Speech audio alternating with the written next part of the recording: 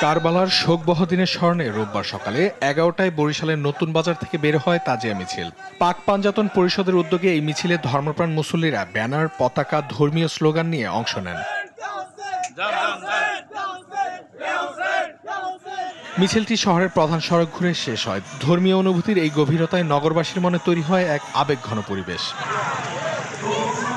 খুলনায় যথাযোগ্য মর্যাদা ও ধর্মীয় ভাবগাম্ভীর্যের মধ্যে দিয়ে পালিত হয় পবিত্র আশুরা। শোক সভায় ইমাম হাসান রাদিয়াল্লাহু তাআলা আনহুর এর আত্মত্যাগের কথা স্মরণ করা হয়। বক্তারা জানান, ইমাম হোসেন রাদিয়াল্লাহু তাআলা আনহু শিক্ষা দেন সত্য ও ন্যায়ের পথে থাকা এবং অন্যায়ের কাছে মাথা নত না করা। আলোচনা শেষে আলতাপুর লেনের ইমামবাড়ি থেকে বরিশালে শোক মিছিল বের হয়। চট্টগ্রামের সদরঘাট ইমামবাড়া থেকে বের হয় তাজিয়া মিছিল।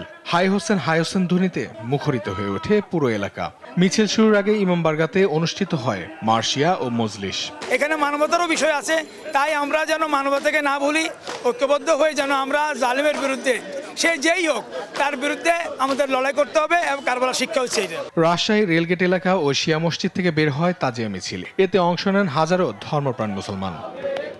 নিউজ ডেস্ক, দেশ টিভি।